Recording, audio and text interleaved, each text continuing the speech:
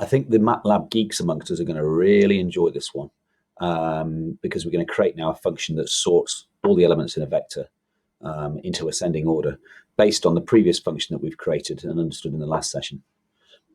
Okay, so what I'm going to do, I'm going to take the code from this function, which is the one that moves the smallest element to the start of a vector.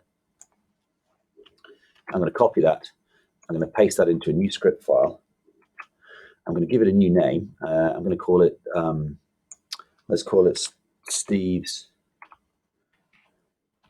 naive sort.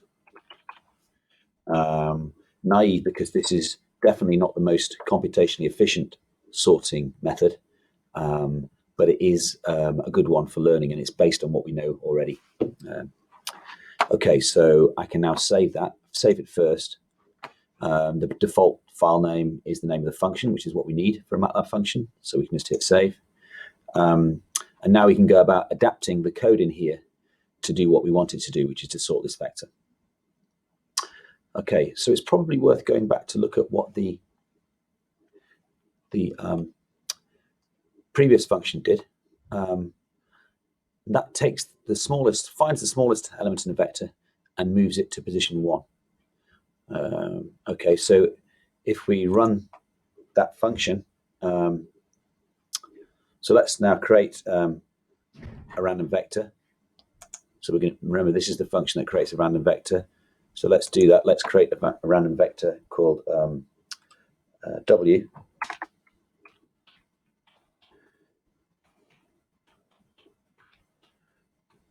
Input arguments.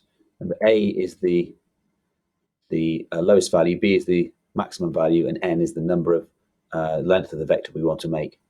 Okay, so let's choose 0 as the lowest value, 10 as the biggest value, and let's make a vector of 10 elements.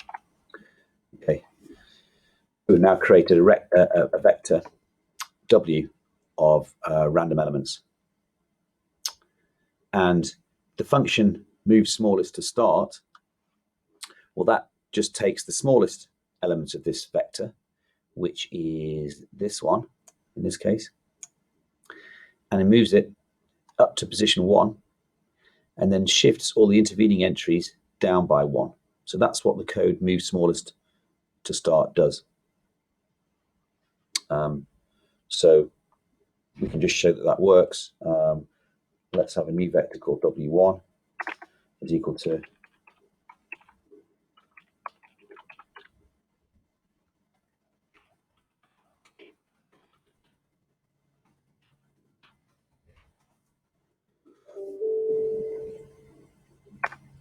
I hit return on that now, you can see this is W1. You can see that the smallest element has been moved to the top of that vector. So that's what W1 is. But the other elements are not sorted in ascending order. So that gives us the idea for how we can now generalize the function move smallest to start to actually create a sorting algorithm. And what we'd like to do is move the smallest element to the start, like we've done here. Then we'd like to look down for the next smallest element, which in this case is actually this entry, and move that to position 2. It's already in position 2. So then we'd go and try and find the next smallest entry, which should be this one, 4.2176, and we'd search for that from position 3 downwards. And then we'd move that up to position 3, shift everything down, and then carry on. So we can think of another do loop where we're going to repeatedly do this function move smallest to start, populating positions 1, 2, 3 until we've got to the end of the vector when everything's sorted. Okay, so that's the basis of how we're going to change the code. So we've got this this code now in Steve's naive sort, and what we need to do is actually put all this code from here to here inside another loop, like an outer loop. Okay, and I'm going to introduce another looping variable j. So remember the syntax for a loop. So j equals 1 to n, and we're going to do the code inside this loop. So if I now put in another end here, every loop has to end with an end.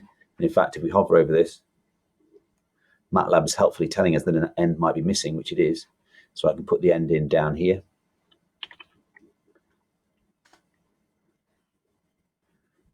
And this is actually the end of the first loop involving J.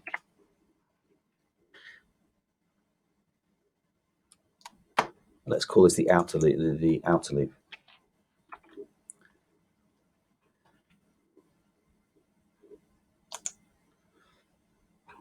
Okay. So we've got that loop. Now what we need to do is replace, wherever we see a 1 in the inner loop, we need to replace that by J. Okay. So we don't need to do it for I equals 1 to N. We want to do it from J to N. So as J goes through, we'll only look at the portion of the vector from J downwards. This code looks okay. Now for this loop that then, remember this is the loop that then shuffles everything down. We only now need to go up to J. So we can replace that 1 by J. And that should be okay. Actually, we need to replace this by J here. In fact, I put the end of this outer loop in the wrong place. I need to put that here. So I'm going to do this now for each passing of the loop. I'm going to make this call, do this operation. What I'd like to do actually now is also indent everything in this loop to make it neat. I can do that neatly up here. Okay, so that looks okay now.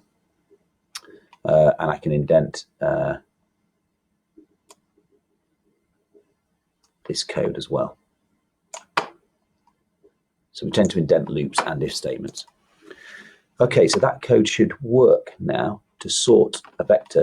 Actually, the other thing we need to do is we need to take this bit of this line of code here and put it within the loop. So we need to reset the smallest value we're looking for to be infinity or a very big number each time we call this loop. So if I now save this code and try and run it, let's see if it now sorts this the vector W into ascending order. So I can use the up arrow as a shortcut. Actually, let's just cut and paste this.